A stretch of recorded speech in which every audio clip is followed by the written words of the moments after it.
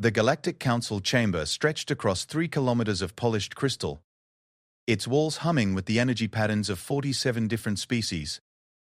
Ambassador Krikstal of the Vorthak Empire adjusted her breathing apparatus and checked the atmospheric readings one final time. Today would mark the formal introduction of species number 48 to the galactic community. Humans.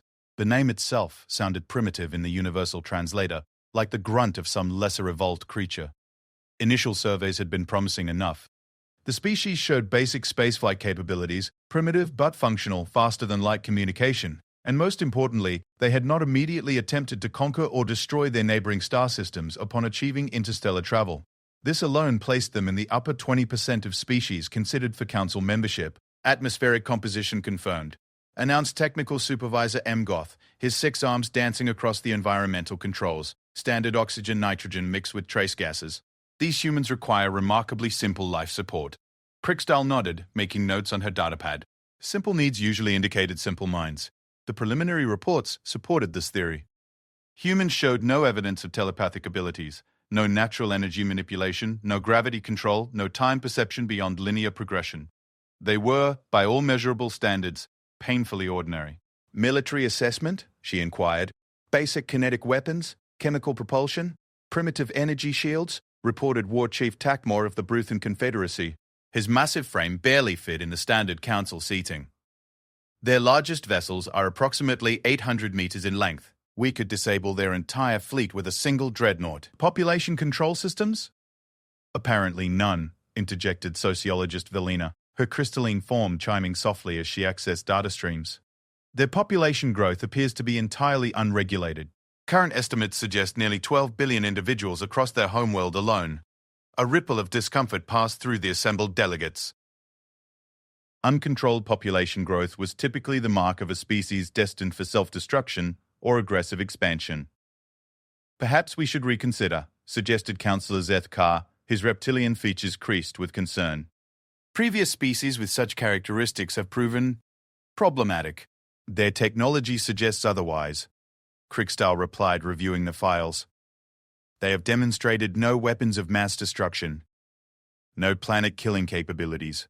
Their space presence consists of mining operations and research stations. All evidence points to a peaceful, if primitive, civilization. The chamber's main display flickered to life, showing real-time feeds from the approaching human vessel. The ship was indeed small by galactic standards, roughly cylindrical, with solar collection arrays and what appeared to be multiple communication dishes. It moved through space with the careful precision of a species still learning to navigate the void. Incoming transmission, announced the communications array. The human delegation requests permission to dock. Granted, Krikstal responded. Direct them to Bay 7. Standard decontamination protocols.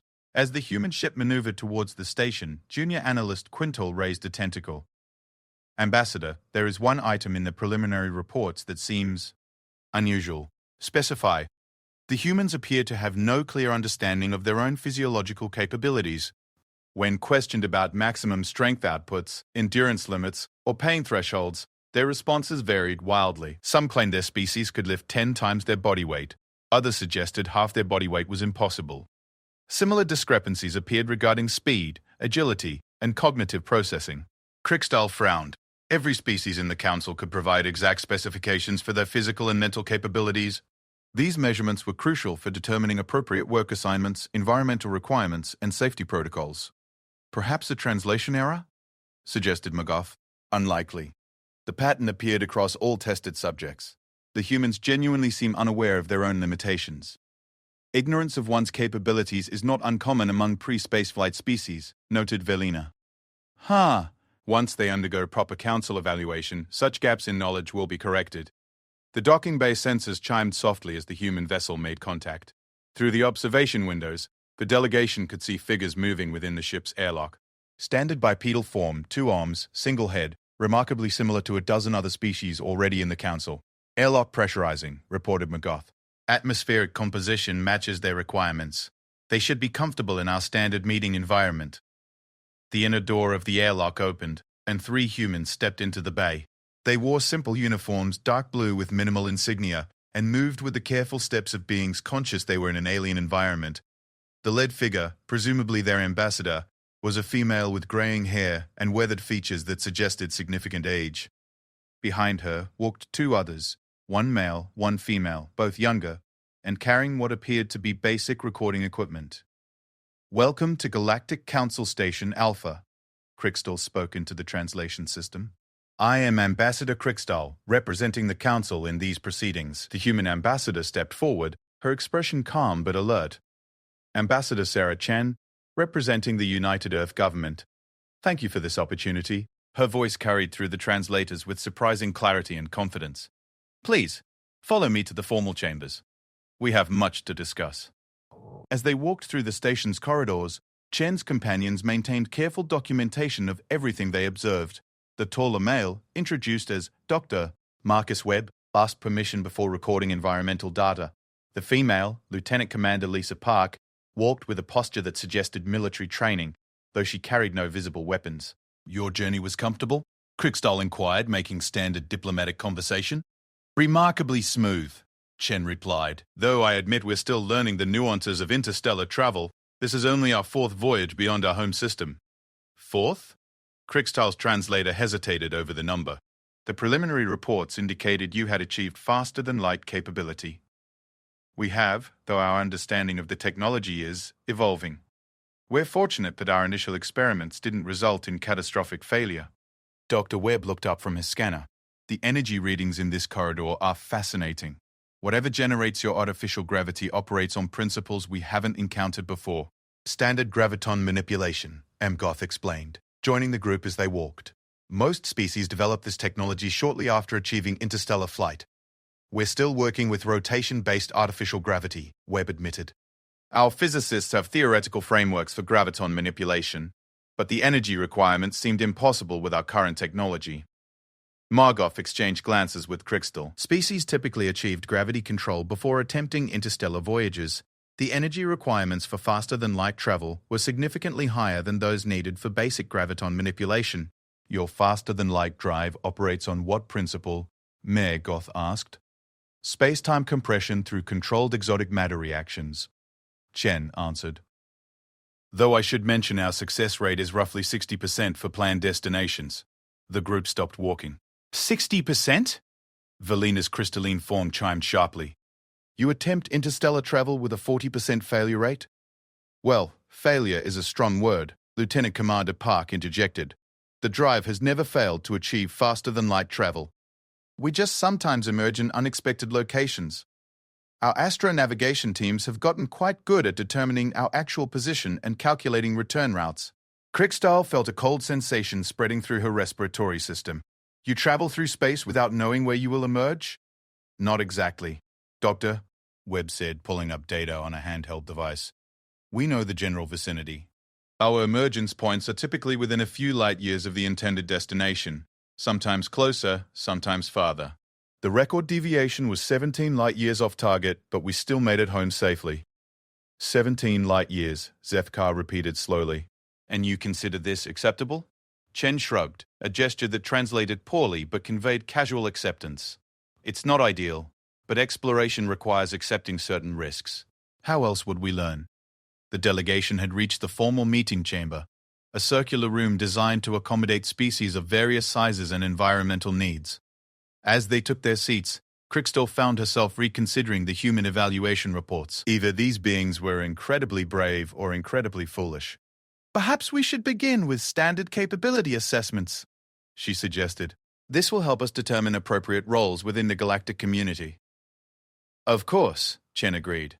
"Though I should warn you, our responses might vary significantly. Humans demonstrate considerable individual differences in capabilities." "Understood. Let us start with basic physical specifications. Maximum lifting capacity for an average member of your species?" Chen looked at her companions. Dr. Webb consulted his device while Lieutenant Commander Park seemed to be calculating something in her head. "Difficult to say," Chen finally answered. "It depends on training, health, motivation, and circumstances. An untrained individual might struggle with 50 kilograms, while trained individuals regularly exceed 500 kilograms. Under extreme circumstances, we have documented cases of individuals lifting weights that should have been physically impossible." "Documented cases?" Valina leaned forward, her form chiming with interest. Emergency situations seem to trigger unusual performance, Park explained. We call it hysterical strength. Individuals have been recorded lifting automobiles, moving massive debris, pulling themselves from situations that should have resulted in death. These automobiles, Takmor inquired, what is their typical weight? Between 1 and 3,000 kilograms, Webb replied. A silence fell over the chamber. Most species could provide precise capabilities with mathematical certainty. The variation the humans described spanned nearly 2 orders of magnitude. Pain tolerance? Krickstahl continued. Again, highly variable, Chen said. Some individuals require medical intervention for minor injuries, while others have continued functioning despite what our medical professionals consider catastrophic damage. Could you provide specific examples? Park pulled up files on her device. We have military records of soldiers continuing combat operations despite multiple gunshot wounds, broken bones, and severe blood loss. Medical records show patients remaining conscious during procedures that typically require complete anesthesia. Athletic records document individuals completing physical challenges while suffering from injuries that should have prevented any movement. These are exceptional cases? Zethka asked hopefully. More common than we initially expected, Webb admitted. We're still studying the phenomenon. Current theories suggest humans possess dormant capabilities that activate under specific stress conditions, but we haven't identified the triggering mechanisms. Krickstahl made careful notes. Emergency strength activation was not unknown among galactic species, but the magnitude the humans described was unprecedented. Cognitive capabilities? Similar variation, Chen replied. Standard intelligence assessments show a normal distribution curve, but we regularly encounter individuals who demonstrate problem-solving abilities far beyond what our measurements predict. For example, children solving mathematical theorems that stump our trained professionals. Individuals with minimal education developing complex engineering solutions. Artists creating works that inspire emotions we previously thought impossible to convey. Doctor. Webb nodded enthusiastically. We've documented cases of humans developing entirely new fields of mathematics, creating technologies without understanding the underlying principles, and making intuitive leaps that prove correct despite lacking supporting evidence. You create technologies without understanding them? McGoth's voice carried a note of alarm. Not intentionally, Webb said. Sometimes our innovators achieve results before our theorists can explain how the results were achieved. We call it intuitive engineering. Takmar's massive frame shifted uneasily. Your species develops weapons without understanding their function? Oh, we rarely develop weapons, Chen assured him. Most of our intuitive breakthroughs occur in medicine, communication, transportation, or artistic expression. Our most significant technological advances have come from individuals trying to solve problems they considered personally important. Personally important? Velina asked. Humans seem to perform best when emotionally invested in the outcome, Park explained. Our greatest achievements typically occur when individuals are motivated by love, loss, curiosity, or the desire to help others. Krickstahl reviewed her notes, trying to reconcile the information with standard council protocols. The humans described a species with wildly inconsistent capabilities, uncontrolled technological development, and performance metrics that defied quantification. These emergency capabilities you mentioned, Zethkar said carefully. Do your people train to access them deliberately? We try, Webb admitted, but results are inconsistent. Military training can improve baseline performance significantly, but the extreme capabilities seem to activate only during genuine emergencies or moments of intense emotional stress. Intense emotional stress, fear for loved ones, protection of innocence, survival situations, sometimes artistic inspiration, Chen explained. The triggering emotions vary between individuals. And you have no method for reliably activating these enhanced states? None that we've discovered.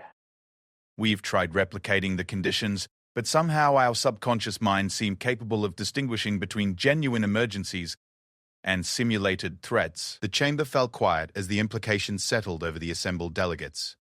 The humans described a species with undefined capabilities that activated under unpredictable conditions.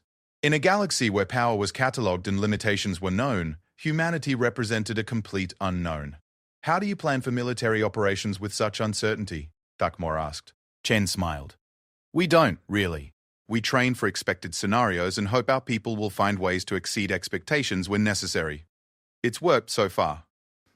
It's worked so far. Krickstahl repeated slowly. We're adaptable. Park added. Give us a problem and we'll find some way to solve it, even if the solution doesn't make sense to anyone else. Dr. Webb's scanner chimed softly. Ambassador, I'm detecting some unusual energy readings from the station's power systems. Nothing dangerous, but the configuration is remarkably elegant. I'd love to study the design principles. Our power systems are standard graviton cascade reactors, Migoth explained. The design has remained unchanged for 3,000 years. 3,000 years? Webb's eyes widened. You've had stable reactor technology for 3 millennia? Why would we change a successful design? Innovation, improvement, efficiency gains. Webb listed. In 3,000 years, no one has thought of ways to improve the system. The system functions adequately for our needs. But think of the potential, Webb said, his excitement growing. 3,000 years of accumulated knowledge, advanced materials, improved manufacturing techniques. You could probably achieve similar output with half the size and a fraction of the resource requirements. Migoth's 6 arms moved uncertainly. The current design meets specifications. It exceeds them, doesn't it?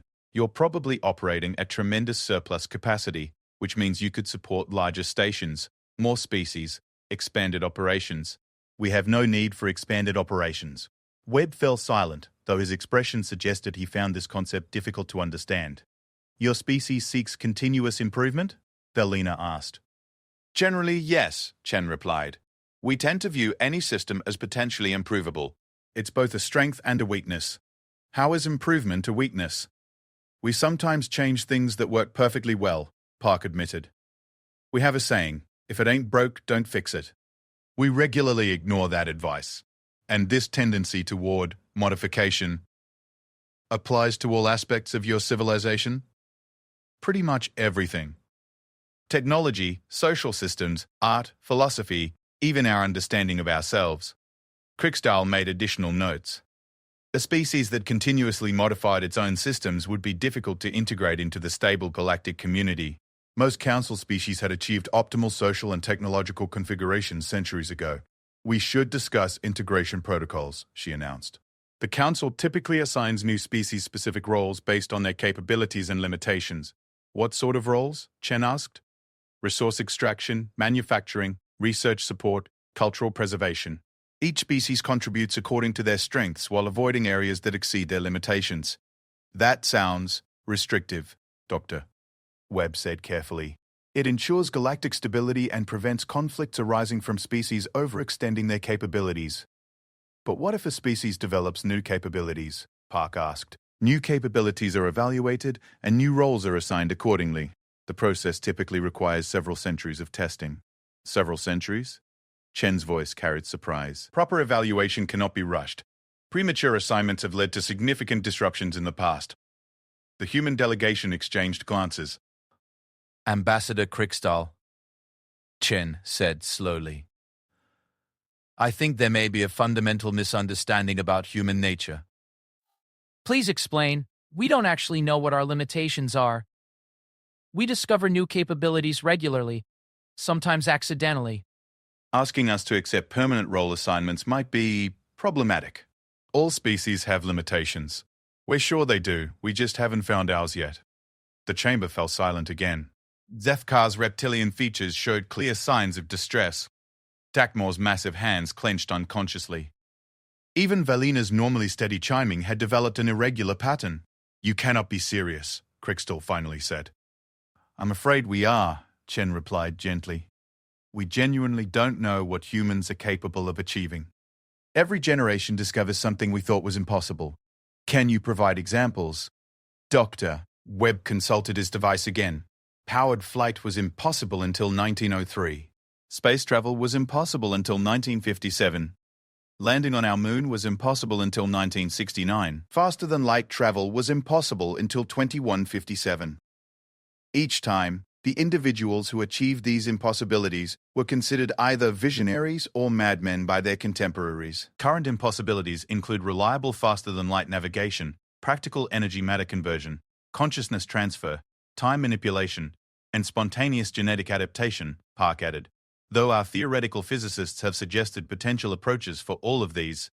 You have theoretical frameworks for consciousness transfer? Velina's chiming accelerated. Several competing theories, actually. No practical applications yet, but the mathematics appear sound. Time manipulation? Limited to minor variations in personal temporal flow under extreme gravitational conditions, not practical for large-scale applications, but the principles seem valid. Spontaneous genetic adaptation? We've observed accelerated evolutionary responses in extreme environments. Nothing dramatic yet, but the baseline rate of change appears to be increasing. Crickstyle set down her data pad. The humans were describing capabilities that matched or exceeded those of the galaxy's most advanced species, yet they spoke of these achievements as minor curiosities. Dr. Webb, she said carefully, you mentioned that your faster-than-light drive has a 60% accuracy rate for planned destinations. Roughly, yes. How do you calculate return journeys when you emerge in unexpected locations? Standard astronavigation. We identify our position relative to known stellar landmarks, calculate the required course corrections, and program the drive accordingly. You perform these calculations manually? Well, we have computers to help with the math, but yes, our navigation teams work out the solutions. Crickstyle consulted her own database. Astronavigation calculations for faster-than-light travel typically required quantum computational networks and took several hours even for species with advanced mathematical capabilities. How long do these calculations take your teams? Webb looked to Park, who shrugged. Depends on how far off course we are. Usually anywhere from 20 minutes to 3 hours. 20 minutes, Zethkar repeated. For simple corrections. If we're really far off target, it might take most of a day. The assembled delegates sat in stunned silence. The humans were describing computational capabilities that surpassed most galactic civilizations while treating such abilities as routine. Perhaps, Crickstyle said slowly, we should adjourn for the day. The Council requires time to process this information. Of course, Chen replied. We understand this is probably quite different from your usual integration procedures. Quite different, yes. As the human delegation was escorted to their quarters, the Council members remained in the chamber, reviewing their notes and trying to comprehend what they had just learned. They don't know their own limitations, Velina said finally. They don't seem to have any limitations, Takmor corrected grimly. That's impossible, Magoth protested. Every species has limitations. Name one human limitation we've identified today, Zethkar challenged. The chamber fell silent. They've told us their maximum lifting capacity ranges from 50 to 3,000 kilograms. Crickstyle said, reviewing her notes. Their cognitive abilities span from average to revolutionary. Their technology develops without predictable timelines or requirements. Their navigation capabilities exceed our best computational systems, and they treat all of this as normal, Velina added. They don't even seem impressed by their own achievements, Tarkmore noted, because they expect to exceed them, Goth realized. They assume their current capabilities are just temporary limitations to be overcome. Zethkar's skin shifted to a darker pattern, indicating deep concern. What happens when a species with unlimited growth potential encounters the galactic community? They change everything, Crickstyle answered quietly. The question, Velina said, her chiming now barely audible, is whether those changes will benefit the galaxy or destroy it. They seem peaceful enough, Magoth suggested hopefully. So far, Zethkar replied. But what happens when they discover capabilities that make peace unnecessary? The chamber lights dimmed automatically as the station's day cycle ended, but none of the delegates moved to leave. They sat in contemplation, each wrestling with the implications of what they had learned. Humanity represented something unprecedented in galactic history, a species that didn't know what it couldn't do, and that unknown potential was the most frightening possibility any of them had ever encountered. The emergency klaxons began wailing at 0347 hours station time. Ambassador Crickstyle jolted awake in her quarters, her breathing apparatus automatically adjusting to elevated stress patterns. The Council had spent 3 days debating humanity's integration protocols, and she had finally managed to fall asleep, despite her mounting concerns about these impossible beings. Station-wide emergency. The announcement system declared in 17 different languages. Reactor containment breach in Sector 7. All personnel evacuate to emergency stations. This is not a drill. Crickstyle's training took over. She sealed her environmental suit and activated her personal beacon, then rushed towards her assigned emergency station. The corridors filled with members of 47 different species, all following evacuation procedures that had been drilled countless times over the centuries.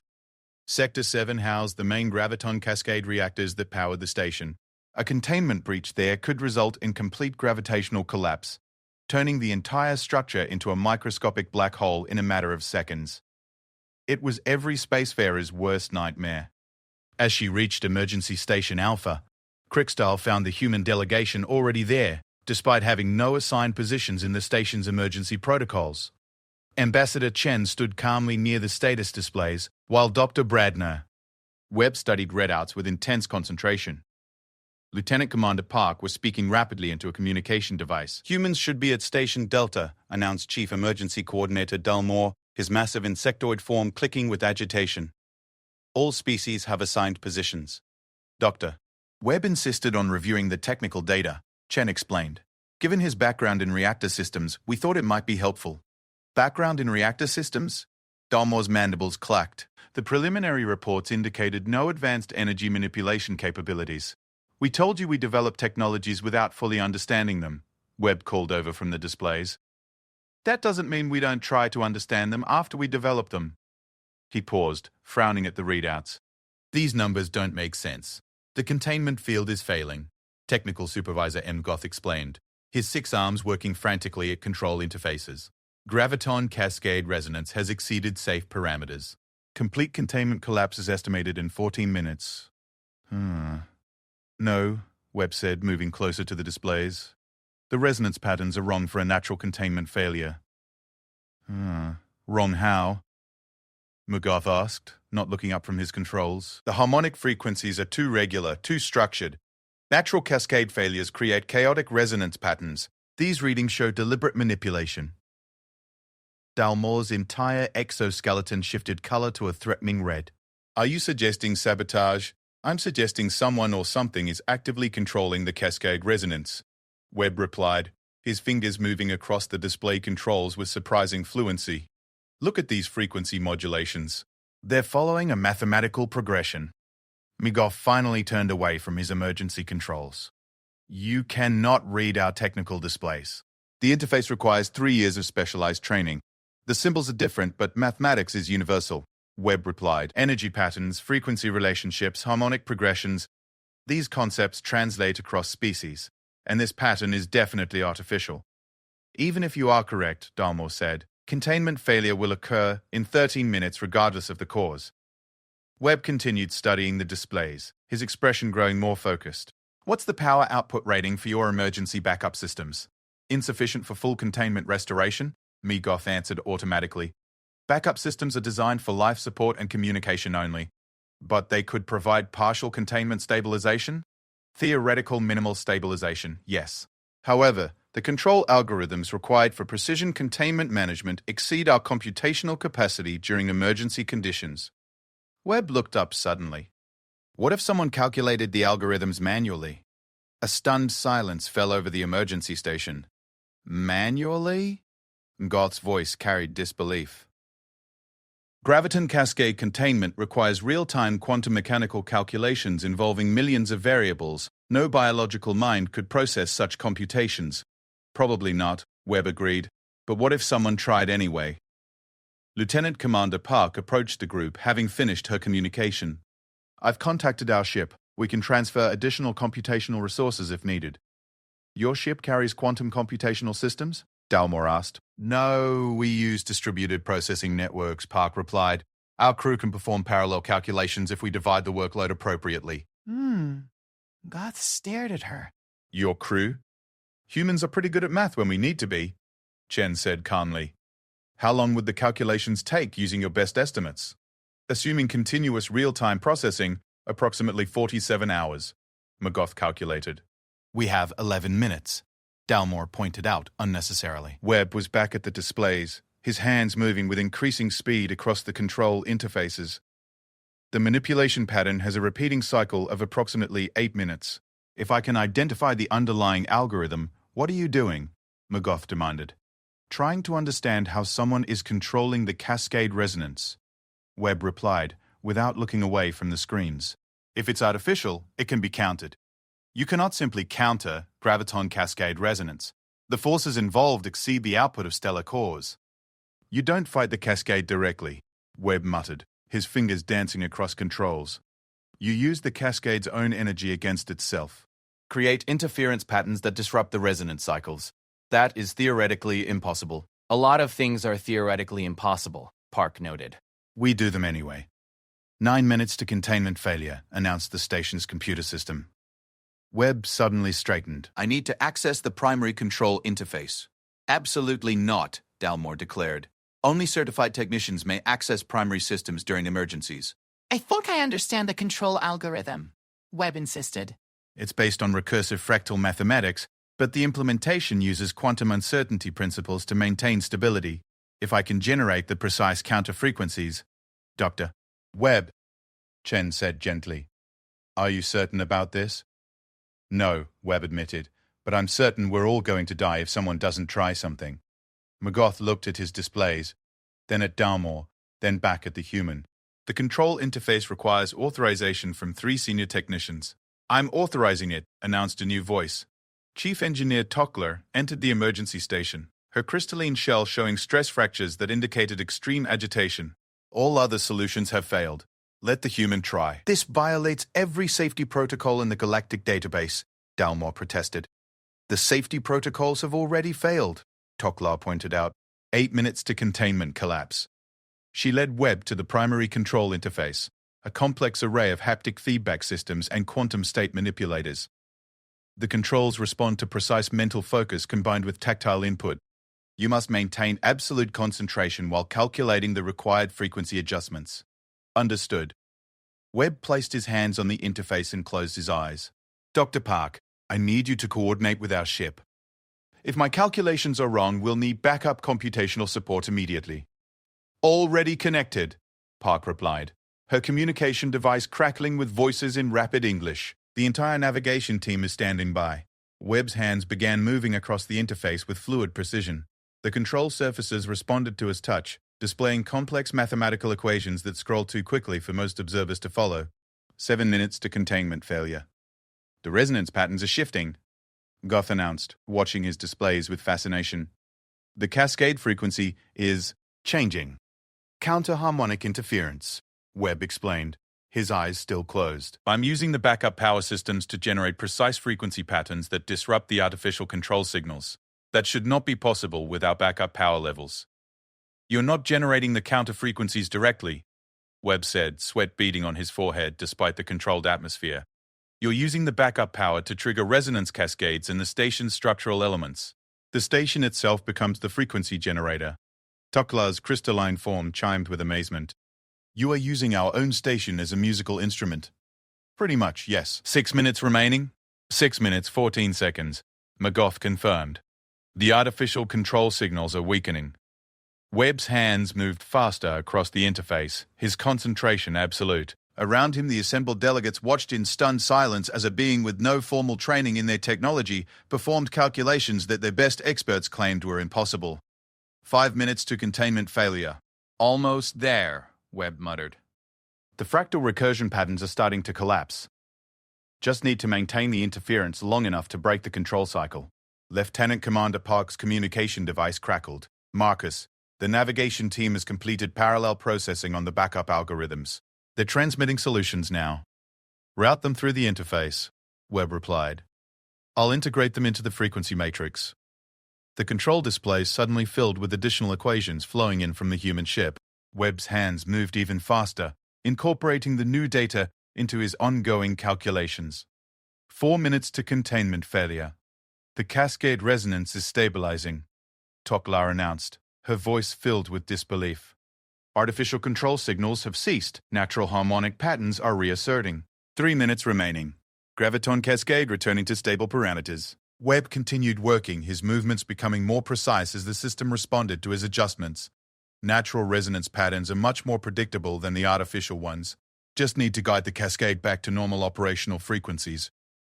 2 minutes to original containment failure time. Cascade frequency nominal, Goth announced. Containment integrity at 97% and climbing. 1 minute. Containment integrity at 100%, Tockler reported. All systems nominal. Emergency condition has ended. Webb finally opened his eyes and lifted his hands from the interface. He swayed slightly, and Park quickly moved to steady him. Are you all right? Chen asked. Just tired, Webb replied. That was intense. The emergency station remained silent as the implications of what they had witnessed sank in. A human with no formal training in galactic technology had not only diagnosed a critical system failure, but had also developed and implemented a solution that their best experts had declared impossible. Dr. Webb, Toklar said slowly, how did you learn to operate our control interfaces? I didn't exactly, Webb replied. Accepting a chair that Park brought over. The interface responds to focused intent, right? I just focused on the mathematical relationships I needed to express, and let the system translate that into control inputs. The interface requires specific training to develop the necessary mental discipline. I used meditation techniques I learned for stress management. Same principle, different application. Goth was reviewing his technical logs. The counter-frequency patterns you generated should have required a quantum computational network with processing capabilities exceeding our station's main computer. I had help, Webb said, gesturing toward Park's communication device. Our navigation team performed the parallel processing. I just integrated their results with real-time system feedback. Your navigation team performed quantum cascade calculations? Toklar asked. They performed the mathematical components, Park explained. Doctor, Webb handled the system integration and real-time adjustments. How many individuals participated in these calculations? 12, Park answered. Our standard navigation crew. Dalmore's exoskeleton had shifted through several color changes during the conversation. 12 beings performed quantum computational analysis in under 6 minutes. They're pretty good at math, Chen said simply. Chief Engineer Toklar activated her personal recording system. I must document these events for the technical archives. The methods used today represent entirely new approaches to emergency system management. Actually, Webb said, looking slightly embarrassed, we should probably figure out who was controlling the cascade in the first place.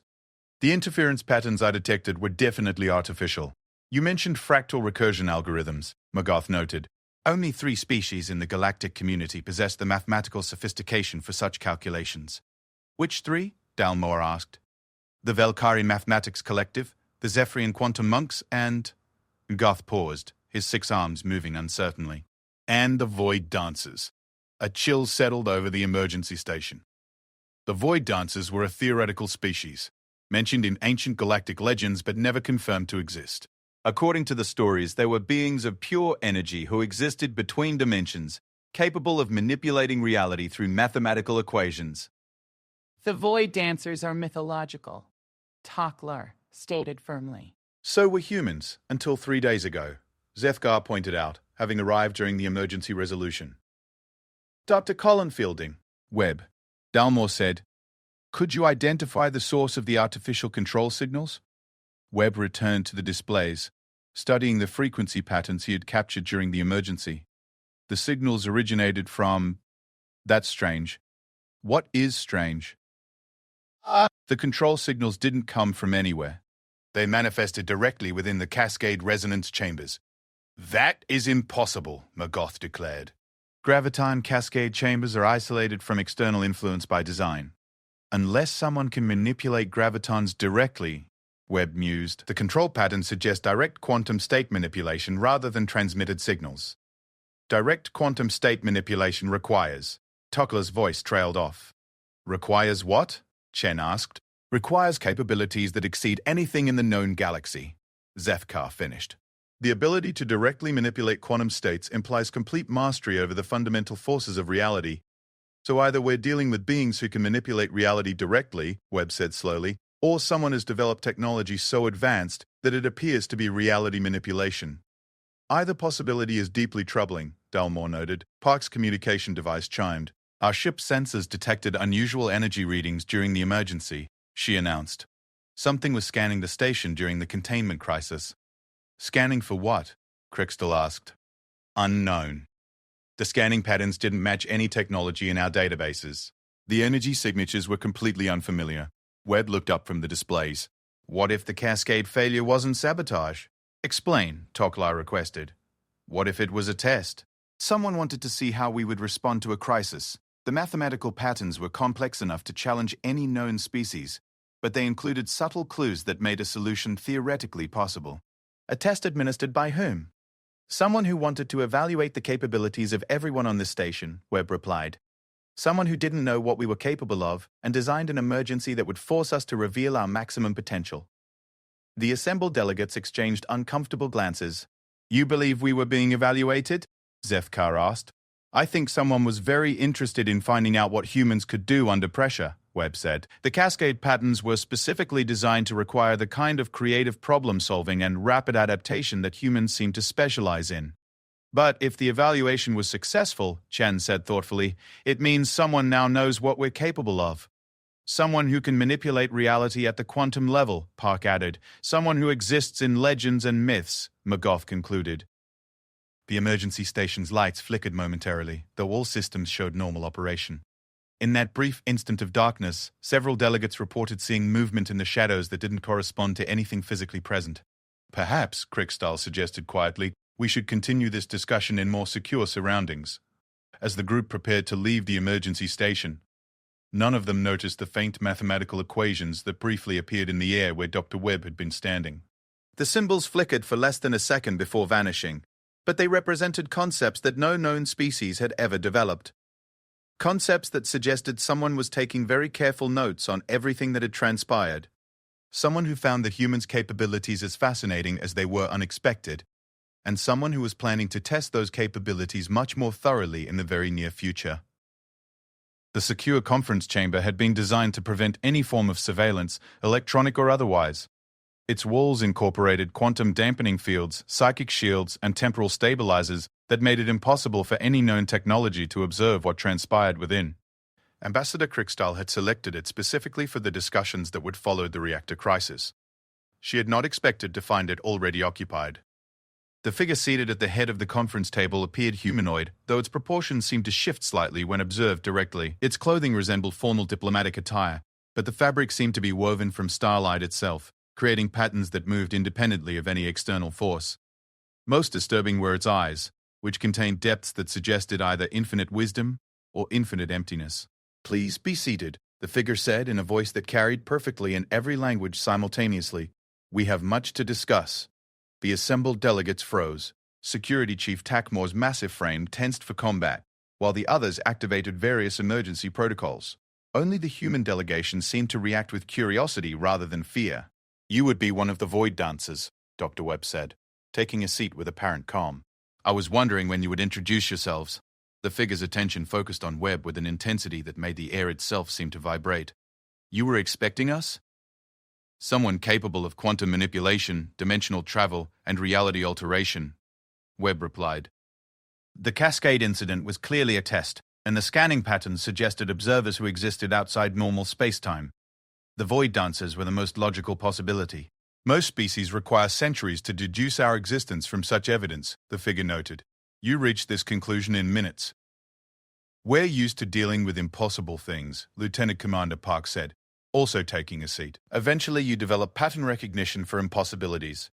Ambassador Chen remained standing, her diplomatic training taking precedence over curiosity. I am Ambassador Sarah Chen of Earth. May I ask whom we have the honor of addressing? I am the entity you might call Axiom Prime, the figure replied. I serve as primary observer for the collective of the eternal equation.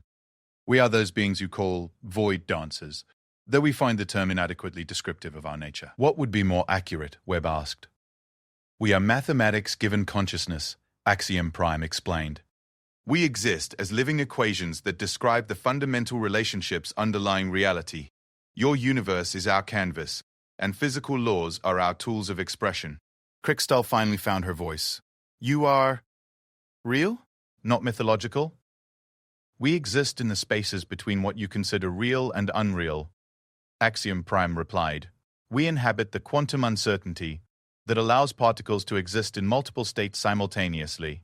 Your binary concepts of existence and non-existence are insufficient to describe our nature. How long have you been observing the galactic community? Dalmor demanded, his exoskeleton cycling through threat display colors. Since the first species achieved mathematical consciousness approximately 2.7 million years ago. We watch. We study. Occasionally, we intervene when we encounter phenomena that expand our understanding of existence. And humans represent such a phenomenon? Chen inquired. Humans represent something unprecedented in our experience, Axiom Prime confirmed.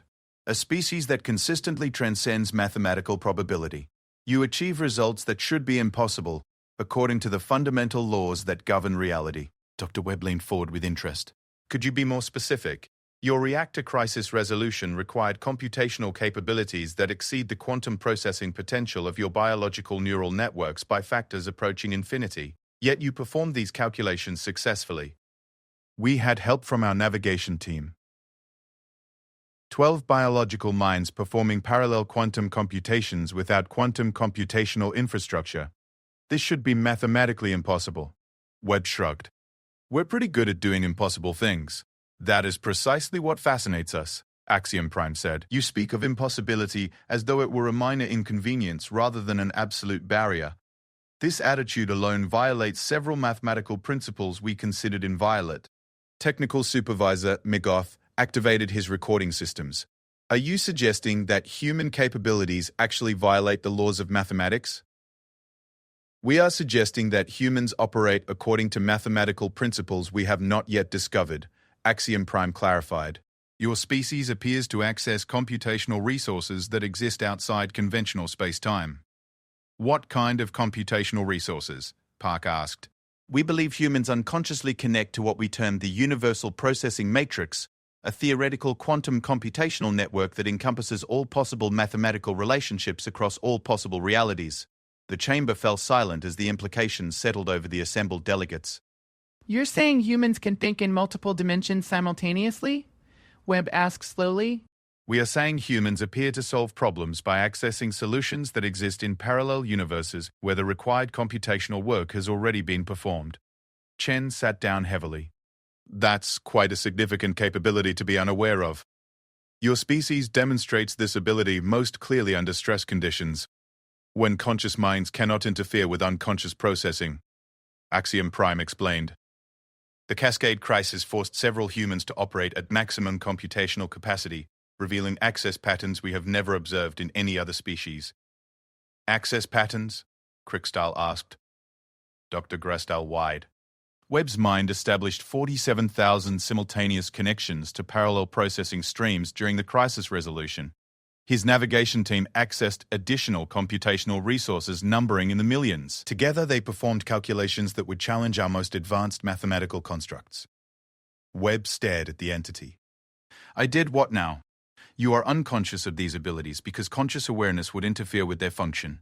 Human brains appear to possess quantum entanglement properties that activate only when conscious analytical processes are overwhelmed by immediate necessity. So we can do impossible things as long as we don't think about them too hard? Park summarized. A crude but essentially accurate description. Zethkar's skin had shifted to deep purple, indicating existential confusion. If humans can access infinite computational resources, what prevents them from solving all problems instantly? Conscious interference, limited awareness of their capabilities, and what appears to be a psychological requirement for genuine necessity. Axiom Prime replied. Humans seem incapable of accessing their enhanced abilities for trivial purposes or personal gain. The enhancement activates only when they believe they are protecting others or solving problems they consider truly important. Built-in ethical limitations, Chen observed. Perhaps. Or perhaps the enhancement responds to specific emotional and psychological states that correlate with what humans consider moral behavior. Dr. Webb was shaking his head slowly. This explains so much about our technological development patterns. Breakthrough discoveries always come from people who are passionate about solving specific problems, not from researchers seeking general advancement. Your history demonstrates repeated instances of individuals developing solutions that exceed their formal education, available resources, and theoretical knowledge, Axiom Prime confirmed. We have catalogued over 12,000 such incidents in your recorded history. 12,000 impossible achievements, Migoth repeated, and these represent only the documented cases.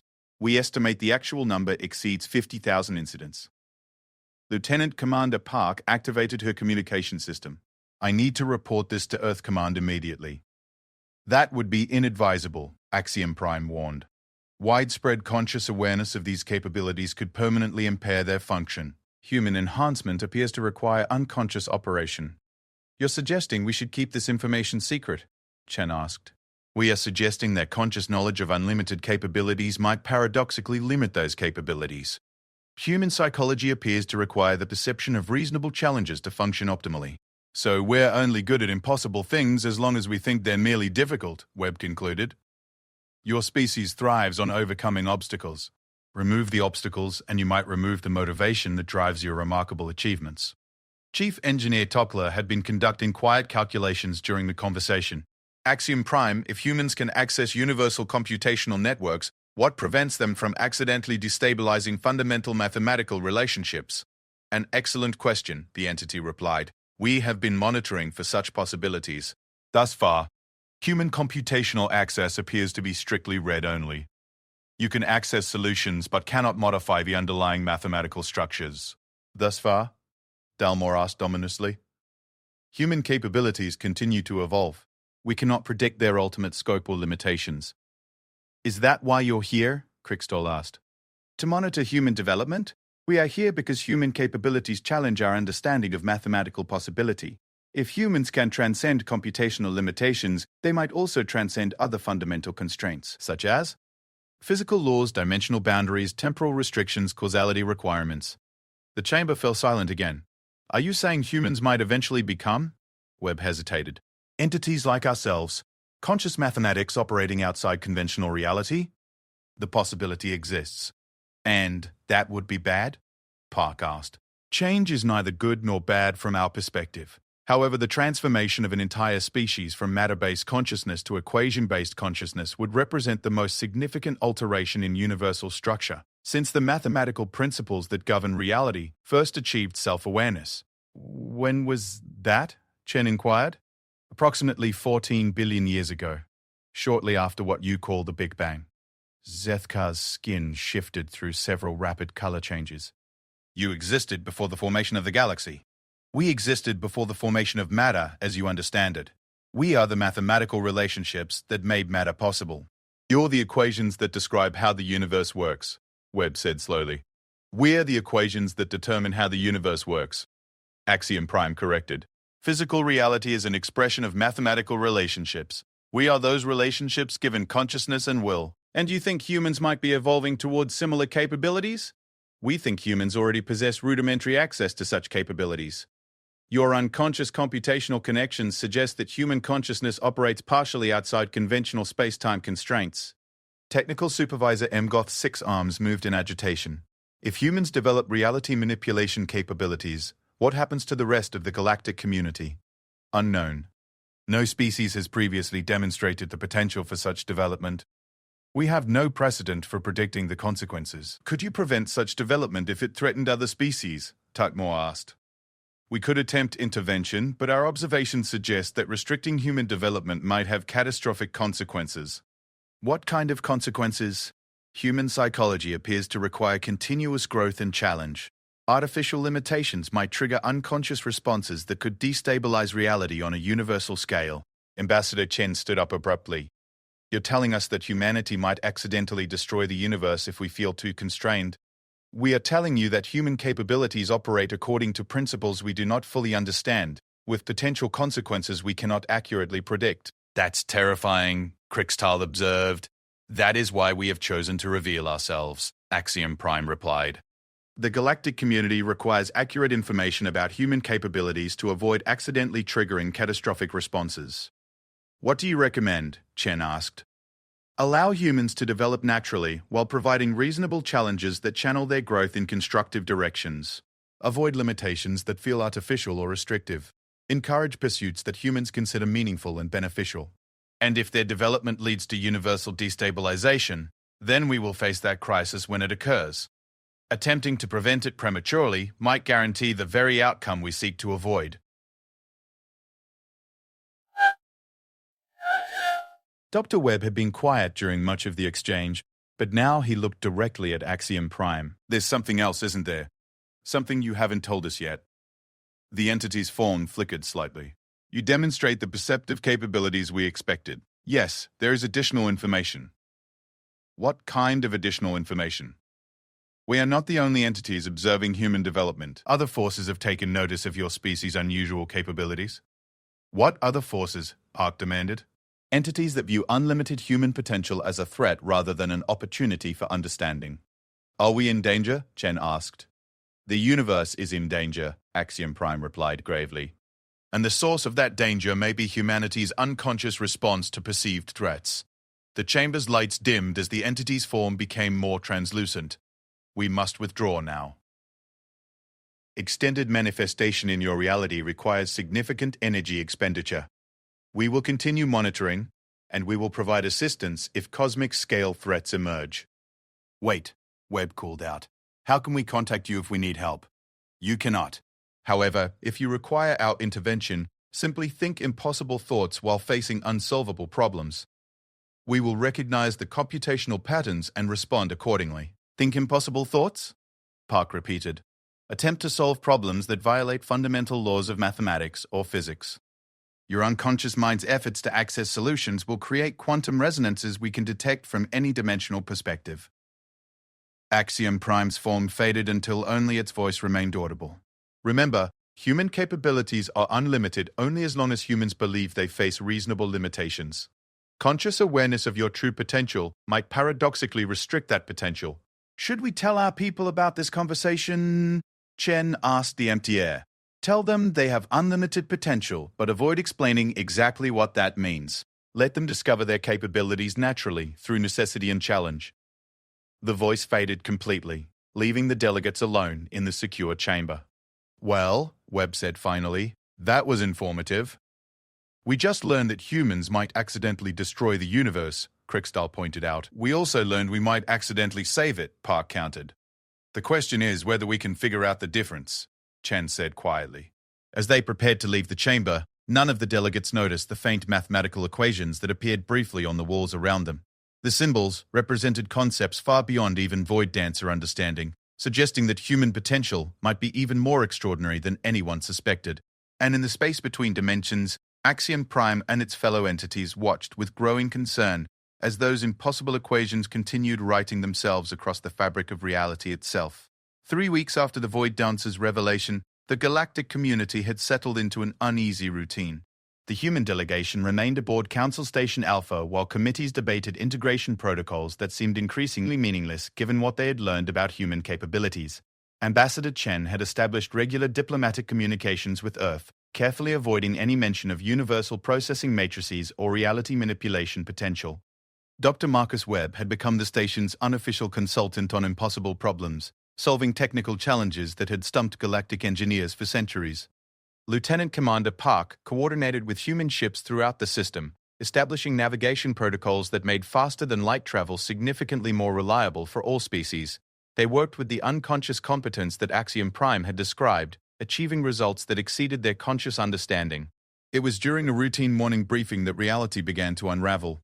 Emergency transmission from the Outer System Monitoring Station, announced communications specialist Veltar, her crystalline form chiming with distress. They report massive gravitational anomalies appearing throughout the sector. Ambassador Crickstall accessed the data streams, her breathing apparatus adjusting automatically as stress hormones flooded her system. The readings were impossible. Gravitational fields were manifesting in empty space, creating distortions that defied every known law of physics.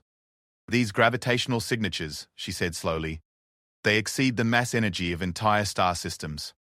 But they're appearing in regions of space that contain no matter, Technical Supervisor M. Goth added, his 6 arms working frantically at sensor controls. No stars, no planets, no asteroids, just empty vacuum. Dr. Webb looked up from his own analysis console. They're not random. The gravitational anomalies are forming geometric patterns across multiple light-years of space. What kind of patterns? Asked Security Chief Dalmore. Mathematical structures. 3-dimensional geometric shapes on a scale that encompasses entire solar systems. Lieutenant Commander Park was coordinating with the human vessels in the area. Our ships are reporting similar readings. The gravitational fields are affecting faster-than-light travel throughout the region. How severely? Crickstall inquired. Complete navigation failure. Ships are emerging from faster-than-light travel in locations that don't match any known star charts. The main display updated with incoming sensor data showing a 3-dimensional map of the gravitational anomalies. The pattern that emerged sent cold waves of recognition through every delegate familiar with advanced mathematics. That's a tesseract, Webb said quietly. A 4-dimensional cube projected into 3-dimensional space. 4-dimensional geometry manifesting as gravitational distortions across interstellar distances, M. Goth confirmed. This exceeds the technological capabilities of any known species, Not any known species, Dalmor corrected grimly. Before anyone could respond, the chamber's lights flickered, and Axiom Prime materialized at the center of the room. The entity's form appeared more solid than before, but its expression carried an urgency that transmitted across species boundaries. "We require immediate human assistance," the Void Dancer announced without preamble. "The universe faces a threat we cannot comprehend or counter." "The gravitational anomalies?" Chen asked, standing immediately. "A manifestation of forces that exist beyond our mathematical understanding. Entities that predate our consciousness and operate according to principles that violate the fundamental equations of reality." "Who are they?" Webb demanded. "We call them the negation. They are the antithesis of mathematical existence, where we represent the equations that create and define reality. They represent the cancellation of those equations." The assembled delegates felt a chill that seemed to reach beyond physical temperature. "They seek to undo existence itself?" Veltar asked, her chiming barely audible. "They seek to return the universe to the state that preceded mathematics, a condition where nothing exists because nothing can exist. No matter, no energy, no time, no space. Complete mathematical zero." "And the gravitational anomalies are their doing?" Park inquired. "The gravitational distortions are merely side effects of their presence in this reality. They are attempting to construct a device that will allow them to cancel the fundamental mathematical constants that make existence possible." Dr. Webb was studying the sensor readings with intense concentration. "The tesseract pattern, it's not just geometric, it's a construction framework." "Correct. They are building a universal negation engine. When activated, it will propagate mathematical cancellation across all possible realities simultaneously." "All possible realities?" Chen repeated. "Every universe, every dimension, every potential state of existence. Complete and absolute zero." "Why can't you stop them?" Magoth asked. "Because we exist as mathematical constructs. The negation can simply cancel our existence by negating the equations we represent. We are powerless against entities that can delete mathematics itself." "But humans aren't mathematical constructs," Webb realized. "Humans exist as matter-based consciousness with access to trans-dimensional processing capabilities. You operate partially outside conventional mathematical frameworks, which makes you potentially immune to negation effects." "Potentially," Park emphasized. "We do not know if human immunity is complete or partial. However, you represent the only possibility for resistance to universal negation." Ambassador Chen activated her emergency protocols. "What do you need us to do?" "We need humans to access their maximum computational capabilities and develop a solution to mathematical cancellation. You must find a way to counter negation with something stronger than mathematical existence." "We don't know how to access our maximum capabilities deliberately," Webb protested. "That is why we have arranged for maximum stress conditions," Axiom Prime replied. The chamber's main display flickered and showed new sensor readings. The gravitational anomalies were expanding and their effects were accelerating. "The universal negation engine will achieve critical activation in approximately 6 hours, the entity announced. "When it activates, mathematical existence will begin cascading towards zero across all realities. 6 hours to save every possible universe," Park summarized. 6 hours for humanity to discover what they are truly capable of achieving. "Dr. Webb stood up abruptly. "I need to contact Earth. If we're going to access maximum human potential, we need our best minds working on this." "Communications with Earth are no longer possible," Axiom Prime informed him. "The gravitational distortions have disrupted faster-than-light communication throughout this region of space. Then we work with what we have here. The three of you, against forces that predate the existence of mathematics itself." Dalmor observed. "The three of us, plus everyone else on this station," Chen corrected. "This threatens all realities. Every species has a stake in finding a solution." "What can we do?" Krikstal asked. "Our capabilities are precisely defined and limited. We cannot exceed our mathematical specifications." "You can provide support while humans attempt to exceed theirs," Webb replied. "We'll need computational assistance, resource coordination, and probably some creative problem-solving from non-human perspectives." Lieutenant Commander Park was already coordinating with the human ships in the area. "I'm recalling all our vessels to this station. If we need maximum human computational capacity, we need every person we can get." "The approaching human ships will arrive in approximately 2 hours," Goth announced after consulting navigation projections. That gives us 4 hours with enhanced human presence to develop a solution, Chen calculated. 4 hours to think impossible thoughts and solve unsolvable problems, Webb added. The computational patterns required will exceed anything humans have previously achieved, Axiom Prime warned. You may need to access processing capabilities that fundamentally alter human consciousness. Alter it how? Park asked. Unknown. No matter-based consciousness has ever attempted to process mathematical concepts that exceed universal frameworks. The experience might elevate human awareness beyond current limitations. Or it might destroy our minds completely, Webb noted. Both possibilities exist simultaneously until the attempt is made. Dr. Webb looked around the chamber at the assembled delegates. Are you all willing to help with this? Even if human enhancement leads to changes that affect the entire galactic community? The alternative is universal non-existence, Crickstall pointed out. Change is preferable to absolute zero. What do you need us to do? Technical Supervisor Margoth asked. Help us think. When we start attempting impossible computations, provide alternative perspectives, different approaches, connections we might miss. Human consciousness appears to work best when challenged by diverse viewpoints. And if we succeed? Dalmor inquired. If we succeed, we save every possible universe, Chen replied. And if you fail, then everyone gets to experience perfect mathematical zero together, Park said grimly. The chamber's main display updated again, showing the expanding gravitational distortions approaching critical mass. The tesseract structure was becoming more defined, its four-dimensional geometry creating space-time distortions that affected sensor readings throughout the sector. 2 hours until human reinforcements arrive, Webb calculated.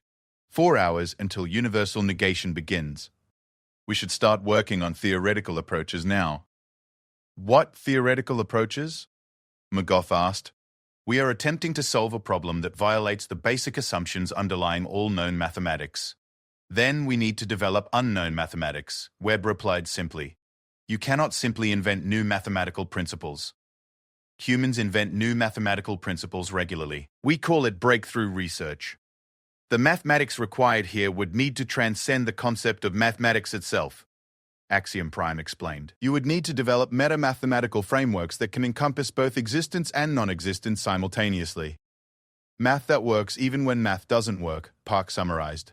Precisely, Dr. Webb began pacing around the chamber, his expression showing the intense focus that preceded his most creative solutions. The negation cancels mathematical existence by negating the equations that define reality. Correct. But what if we could develop equations that become stronger when negated? Mathematical structures that feed on cancellation and grow more powerful as negation attempts to eliminate them? Impossible, McGough declared.